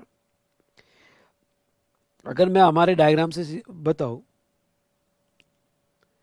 हाँ, जैसा एग्जाम्पल लो आप, Jain, Feb और मार्च आप नहीं लिए QRMP scheme, आप monthly में थे, आप मंथली में थे, लेकिन आगे के क्वार्टर के लिए यानी अप्रैल, मई और जून, अब आपको क्यूआरएमपी स्कीम में जाना है, अप्रैल में जून में क्यूआरएमपी स्कीम में जाना है, तो ठीक है ना। जनवरी फरवरी मार्च का तो आप मंथली दोगे, लेकिन आप पहले से प्लान कर सकते हो कि नहीं यार अब नेक्स्ट क्वार्टर आएगा, नेक्स्ट क्वार्टर से मैं क्यूआरएमपी स्कीम में जाऊंगा, ठीक है। तो आप 1 फेब से, यानी जो क्वार्टर में आप क्यूआरएमपी स्कीम लेना चाहते हो उस क्वार्टर के 2 महीने पहले, उस क्वार्टर के 2 महीने पहले, या अगर ये क्वार्टर स्टार्ट भी हो जाए, जो क्वार्टर में आप क्यूआरएमपी स्कीम लेना चाहते हो स्टार्ट भी हो जाए, तो इस क्वार्टर के मंथ एंड यानी 30 अप्रैल तक, यानी 2 महीने पहले या 30 अप्रैल तक, इन दौरान कभी भी अप्लाई कर सकते हो क्यूआरएमपी स्कीम के लिए, ठीक है। पर अप्रैल खत्म हो गया तो अब नहीं कर सकते, फिर अब अप्रैल में जून जो है आपको मंथली में ही जाना पड़ेगा, और जुलाई अगस्त सितंबर के क्वार्टर की तैयारी करनी पड़ेगी। तो क्वार्टर स्टार्ट होने के 2 महीने पहले, और क्वार्टर अगर स्टार्ट हो जाता है, जो मंथ में जो क्वार्टर में क्यूआरएमपी स्कीम लेनी है उस क्वार्टर के जो पहला मंथ होगा उसके एंड तक। तो देखिए आप कैसे ऑप्ट कर सकते हो, तो मैंने आपको बताया कि registered person can opt for any quarter from first day of the second month preceding the quarter, यानी क्वार्टर के पहले वाला जो क्वार्टर था उसका सेकेंड मंथ, ठीक है, यानी जनवरी फरवरी मार्च, तो 1 फरवरी से चालू होगा, okay, to the last day of the first month of the quarter, ठीक है। एग्जाम्पल के तौर पे, registered person intending to avail a scheme for July to September can exercise his option from 1 May to July 31 तक, 1 May to July 31 तक, मैंने हाँ जुलाई 31 तक। If he exercise the option on 27 July for the quarter, in such case he must have to furnish the return for the month of June which was due on 22nd और 24th। ख्याल रहे, एक चीज समझ लो, sorry बेटा कुछ technical problem इटवीन हमारा रुक गया था, तो एक बार फिर से समझ लो, सिंपल फंडा है ना बेटा, कुछ नहीं इसमें। आप जब भी नेक्स्ट क्वार्टर में तैयारी करना चाहते हो, सुनिए, आप नेक्स्ट क्वार्टर की तैयारी करना चाहते हो तो उसके 2 महीने से आप उसके 2 महीने पहले का टाइम दिया है, यानी आप अप्रैल में जून में लेना चाहते हो तो आप जो है फेब में अप्लाई करो यार, मार्च में अप्लाई करो। चलो जो क्वार्टर में लेना चाहते हो क्वार्टर स्टार्ट भी हो गया होगा तो आप लेट हो गए, वो क्वार्टर स्टार्ट हो गया है, जो क्वार्टर में आपको क्यूआरएमपी स्कीम चाहिए, तो गवर्नमेंट कहती है उस क्वार्टर के पहले मंथ के एंड तक ले लो। यानी आप अप्रैल में जून में लेना चाहते हो तो 30 अप्रैल तक ले लो, सिंपल फंडा है। यानी आप 2 महीने पहले से तैयारी करो, लेट हो गए तो ये क्वार्टर्स का पहले मंथ एंड तक आप अप्लाई कर दो, ऑप्शन ले लो कि हम आप क्यूआरएमपी स्कीम में जाना चाहते हो।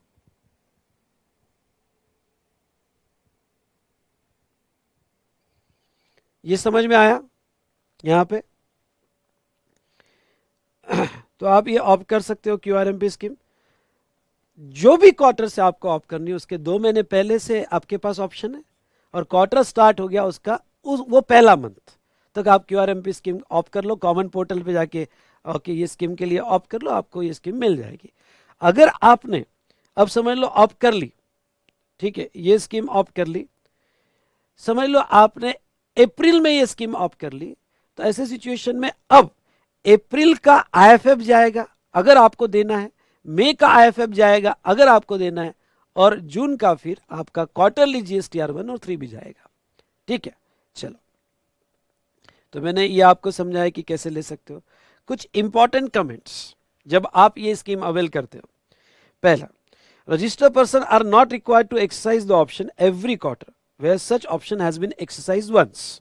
ठीक है, ये हर क्वार्टर में लेने की जरूरत नहीं। अगर आपने एक बार क्यूआरएमपी स्कीम के लिए ऑप्ट कर लिया तो वो कंटिन्यू रहेगी जब तक आप खुद होके उसको कैंसिल नहीं करना चाहते हो, या जब तक आपका एग्रीगेट टर्नओवर 5 करोड़ क्रॉस नहीं होता है। ठीक है, तब तक वो ऑप्शन कंटिन्यू रहेगा क्यूआरएमपी स्कीम का। Second, all person who has obtained registration during any quarter or registered person opting out of the paying tax under section 10 of CGST Act during any quarter shall able to offer scheme for the quarter for which opting facility is available on the date of exercising the option as in para। Simple word में समझ लो कि जो भी 1 जनवरी के बाद लेना चाहते हैं, या जो कंपोजिशन स्कीम के बाहर निकल चुके हैं पर वो क्यूआरएमपी स्कीम में आना चाहते हैं, यानी कंपोजिशन स्कीम के बाहर आ गए, वो नॉर्मल स्कीम में आ गए, पर अब वो क्वार्टरली में आना चाहते हैं क्योंकि 5 करोड़ के नीचे है, तो वो ये स्कीम के लिए अप्लाई कर सकते हैं। कोई भी पर्सन कभी भी अप्लाई कर सकता है। तीसरा पॉइंट मेरे हिसाब से जो याद रखने लायक है और इंपॉर्टेंट भी है, प्रैक्टिस में भी इंपॉर्टेंट है, ऑफिस में ये सवाल पूछा जा सकता है, सर जैसे कंपोजिशन लेवी है, अगर कंपोजिशन लेवी हमने एक के लिए ले लिया तो सबके लिए लेना है, एक भी इनएलिजिबल है तो सब नहीं है। थ्रेशोल्ड की अगर हम लिमिट देखें तो थ्रेशोल्ड भी जहां तक रजिस्ट्रेशन की बात करें तो रजिस्ट्रेशन में भी ऐसा है बेटा कि अगर एक जगह रजिस्टर्ड हो गया तो सभी जगह रजिस्ट्रेशन करना पड़ता है। ठीक है, एक्सेप्ट आप सेक्शन 23 में एक्सक्लूसिव सप्लाई में नहीं आते हो कोई स्टेट में, तो आपको सभी जगह लेना पड़ता है। क्यूआरएमपी स्कीम आपका कहना क्या है सर? क्यूआरएमपी स्कीम आप जीएसटीएन वाइज ले सकते हो, मतलब आपके समझ लो 10 ब्रांचेस है तो आपके 10 जीएसटीन हो गए। अगर आपके 10 जीएसटीन है तो वो सिचुएशन में आप जो है, हाँ 10 जीएसटीन है आपके, तो आप कुछ ब्रांच के लिए ले सकते हो, कुछ ब्रांच के लिए नहीं। जैसे आप कुछ ब्रांच क्वार्टरली में डाल सकते हो, ये सिलेक्शन आपको दिया है, और कुछ ब्रांचेस आप मंथली में भी डाल सकते हो। तो ये स्कीम जीएसटीएन वाइज है, ये बहुत इंपॉर्टेंट है। It is further clarified that option to avail QRMP scheme is GSTN wise, underline, and therefore distinct person as defined under section 25 of CGST Act, okay, having different GSTN have option to avail QRMP scheme for one or more GSTN. In other words, some GSTN for the PAN can opt for QRMP scheme and remaining जो है वो QRMP scheme के लिए नहीं जाएगा। ठीक है, opting out of the scheme, ये स्कीम के बाहर जाना है, मुझे नहीं चाहिए क्यूआरएमपी स्कीम, मैं वॉलेंट्री जा सकता हूँ, और कंपलसरी तो जब आपका एग्रीगेट टर्नओवर 5 करोड़ क्रॉस हो जाएगा।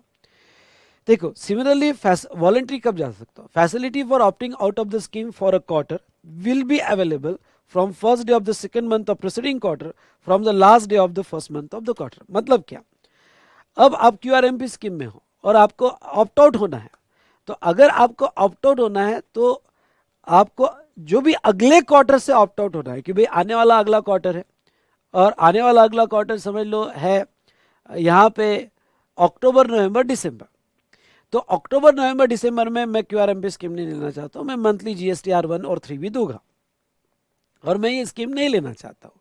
तो ऐसे सिचुएशन में जो भी आने वाला क्वार्टर है उसके 2 महीने पहले, मतलब अगर आप अक्टूबर नवंबर दिसंबर को ये स्कीम नहीं चाहते हो तो यहाँ पे अगस्त, मतलब 2 महीने पहले अगस्त और सितंबर, उसमें आप अप्लाई कर सकते हो कि स्कीम नहीं चाहिए।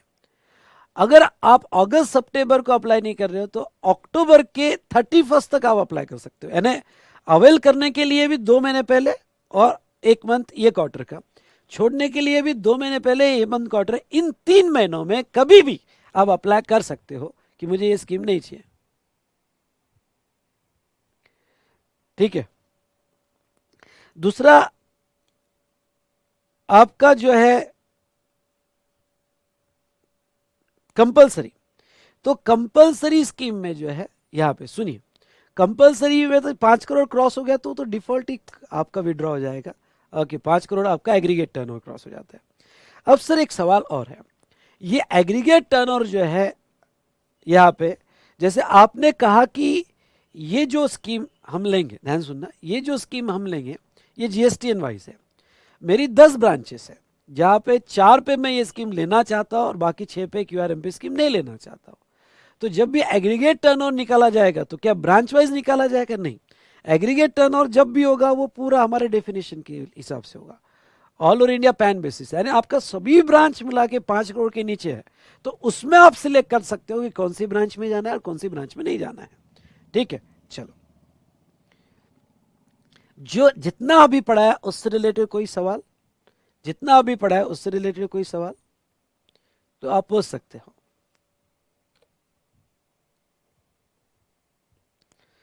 बोलो फटाफट बेटा।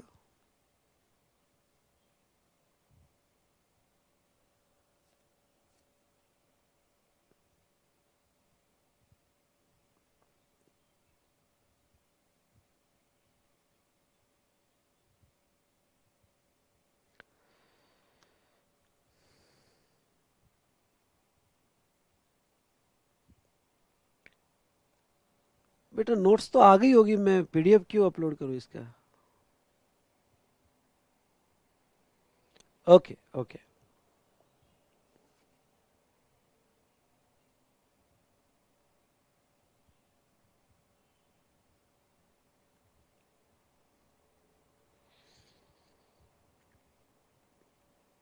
ठीक है।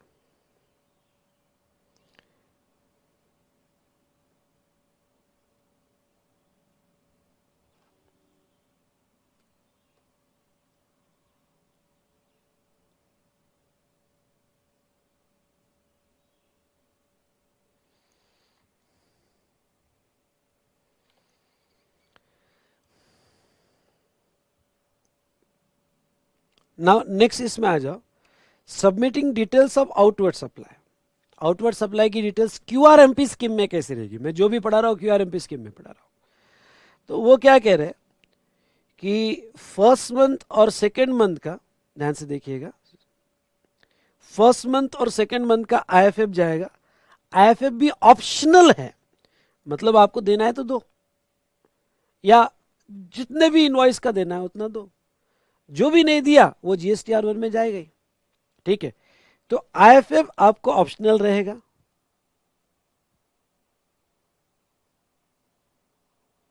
ठीक है, और नेक्स्ट बेटा यहां पे एंड ऑफ द क्वार्टर, तीसरा जो मंथ होगा उसका तो जीएसटीआर1 में डिटेल्स जाएगा जो कंपलसरी है। Due date 1 to 13, 1 to 13। और एक काम करना, अगर आपके नोट्स में एक मिस्टेक हुई होगी, प्रिंटिंग मिस्टेक, तो उसको चेंज करवा लेना। अगर यार 10th होगा तो इसको 13 करना। ठीक है, 10th होगा तो 13, करेक्टेड आ गया होगा तो कोई प्रॉब्लम नहीं, 10th होगा तो 13 कर देना उसको। डन। चलिए, अब जब आप आईएफएफ दोगे पहले 2 महीने के, तो value of supply in IFF shall not exceeds 50 lakh rupees. मतलब आपका आईएफएफ में जो वैल्यू रहेगा, ध्यान से सुनो, आईएफएफ में मैक्सिमम आप कितने वैल्यू का अपलोड कर सकते हो? नीचे आईएफएफ में आप कितने वैल्यू तक का अपलोडिंग कर सकते हो? तो 50 lakhs। The set details outward supply however not exceed the value of 50 lakhs rupees in each month. ठीक है, अब ये 50 lakhs में गवर्नमेंट ने रिस्ट्रिक्शन डाला है, ये 50 lakhs में आपको डिसीजन लेना है कि किसके इनवॉइस का क्रेडिट पास ऑन करे, किसके इनवॉइस का ना करे, ये आपको डिसीजन लेना है। ठीक है। दूसरा, no details of previous month in IFF. मतलब अगर आपने अप्रैल का आपने आईएफएफ नहीं दिया, तो जब मई का आईएफएफ दे रहे हो तो वो मई का ही रहेगा, अप्रैल का क्यूमुलेटिवली नहीं रहेगा। तो यहाँ पे it may be noted that after 13th of month the facility of furnishing IFF for the previous month would not be available. तो क्यूमुलेटिवली डेटा नहीं जाएगा।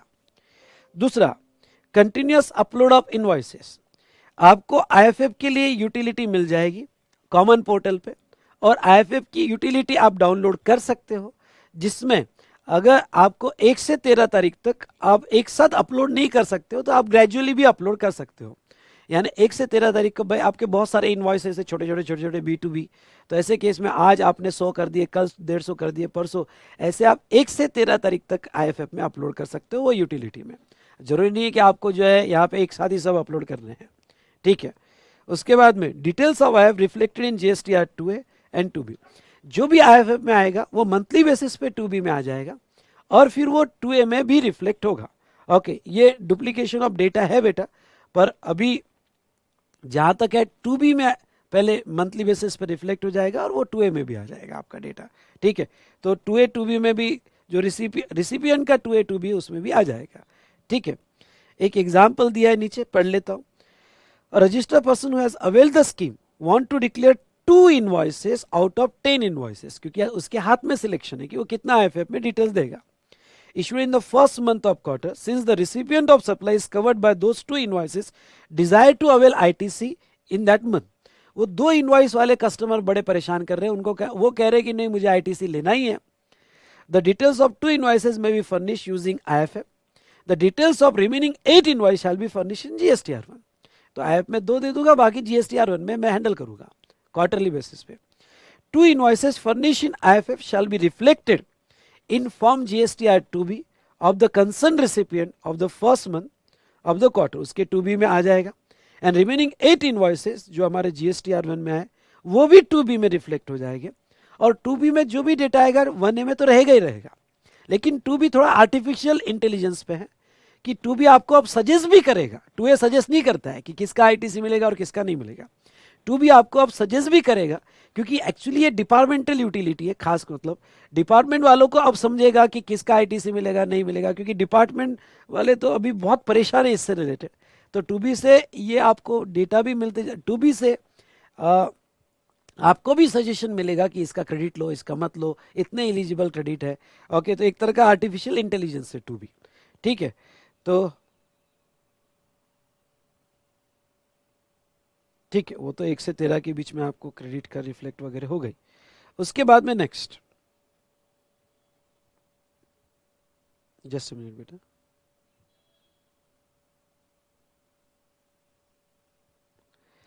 नेक्स्ट देखो वो क्या कहते हैं। Details given in IF not required to given again in GSTR one. जो भी आपने आईएफएफ में डिटेल दे दी वो बाद में जीएसटीआर1 में देने की कोई भी जरूरत नहीं है। जो भी आपने यहाँ पे डिटेल्स दे दी आईएफ में, बाद में जब जीएसटीआर1 फाइल करे तो उसमें देने की जरूरत नहीं है। अब जैसा यहाँ पे एक सवाल पूछा है, सर अगर एग्रीगेट टर्नओवर 5 करोड़ के ऊपर है तो सारे ब्रांचेस नॉर्मल रिटर्न देंगे? ऑब्वियसली सारे ब्रांचेस नॉर्मल रिटर्न जाएंगे, कोई भी क्यूआरएमपी स्कीम नहीं ले सकता है। एक सवाल और पूछा गया है, सर एक बात बताओ, सिंस वी हैव टू पे टैक्स मंथली बट उसकी डिटेल्स तो सारी ही देनी पड़ेगी, तो आईएफएफ में ऑप्शनल इनवॉइस देके क्या फ़ायदा, सारे ही देंगे?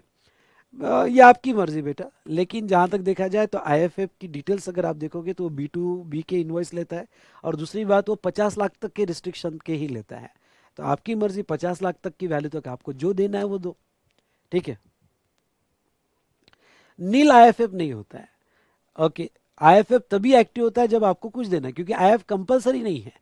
आईएफएफ नील कब देने पड़ते हैं? जब कंपलसरी हो। आईएफएफ कंपलसरी है ही नहीं, इसलिए नील आईएफएफ कभी नहीं होता है। आपको देना है तो दो, नहीं तो मत दो।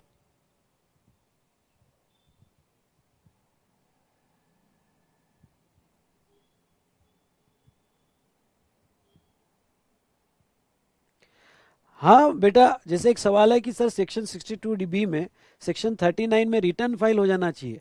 एक्चुअली 62D में रिटर्न सप्लायर का नहीं, रिसिपिएंट का है। रिसिपिएंट ने रिटर्न फाइल कर देना चाहिए। ठीक है, तो रिसिपिएंट तो रिटर्न फाइल ही कर रहा है। हाँ, 16(2)(c) में ये कहा गया है कि सप्लायर ने पेमेंट कर देने चाहिए तो ही आईटीसी मिलेगा। तो वो सिचुएशन में हम प्रोविजनल बेसिस, एक सेक्शन 41 है प्रोविजनल बेसिस, उसका हेल्प ले सकते हैं कि हम ये प्रिज्यूम करके चल सकते हैं कि प्रोविजनल बेसिस पे पेमेंट हुआ है। एक सवाल और है, सर जिनके B2B इनवॉइसेस फर्स्ट 2 मंथ के हैं वो सेक्शन 16 की कंडीशन पूरी नहीं कर पाएंगे और इनपुट क्लेम नहीं कर सकते। क्यों नहीं कर सकते? क्योंकि प्रोविजनल बेसिस पे क्रेडिट तो अलाउड ही है सेक्शन 41 में।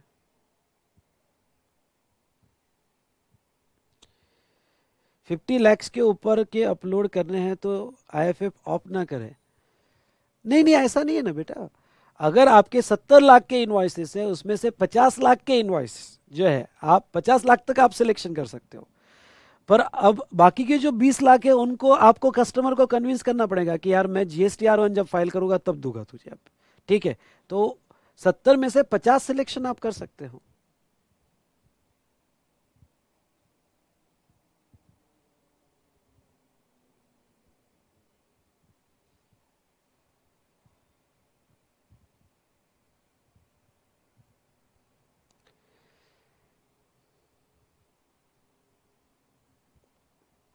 यस, IFF B2B ही देने हैं, बिल्कुल सही है। मेन रीजन ITC का वही है, IFF B2B ही देने, B2C का तो सवाल ही नहीं आता है।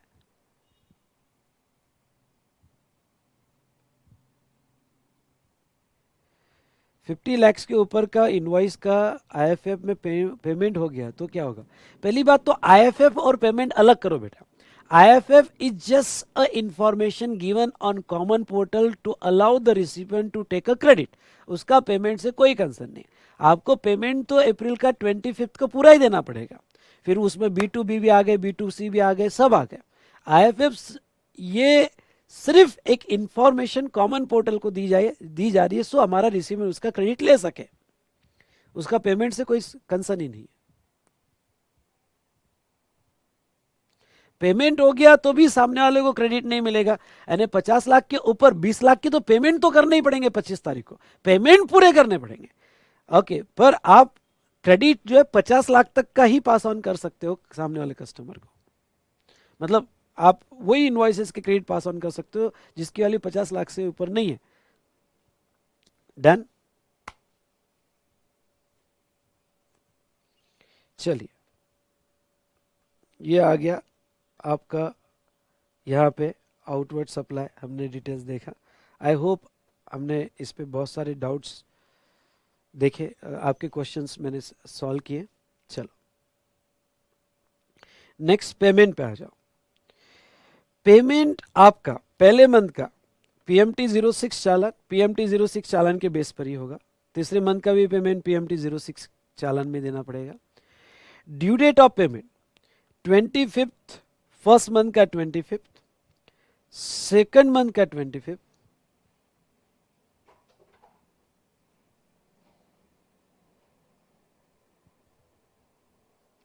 नहीं आप सभी समझ लो, एक बात समझ लो। मानता हूं कि सेक्शन 16(2)(c) कहता है कि सप्लायर ने पेमेंट कर देना चाहिए, पर सेक्शन 41 एक है जो अभी हमारे सिलेबस में नहीं है। सेक्शन 41 कहता है कि जब तक सामने वाला पे नहीं करता है, क्योंकि उसकी ड्यू डेट नहीं आई है, क्योंकि ड्यू डेट 25 है, और जब तक सामने वाला पे नहीं करता है तब तक आप प्रोविजनल बेसिस पे ITC ले सकते हो। ये ट्रस्ट करके ले सकते हो कि वो पे कर देगा। ठीक है, तो आप ITC ले सकते हो। हाँ, अगर उसकी ड्यू डेट के बाद भी उसने पे नहीं किया, ड्यू डेट के बाद भी पे नहीं किया, तो फिर जो है यहां पे आपको ITC रिवर्स करने पड़ते हैं। तो एक चीज समझ लो, वो रिपोर्ट कर रहा है, हम ITC के लिए एलिजिबल है। रिपोर्ट कर रहा है तो हम एलिजिबल हो गए 100% ITC के लिए। फिर वो IFF में रिपोर्ट कर रहा है या GSTR1 में रिपोर्ट कर रहा है, हम ITC के लिए एलिजिबल हो गए। हाँ, सेक्शन 16(2)(c) की एक कंडीशन है कि उसने पे कर देना चाहिए।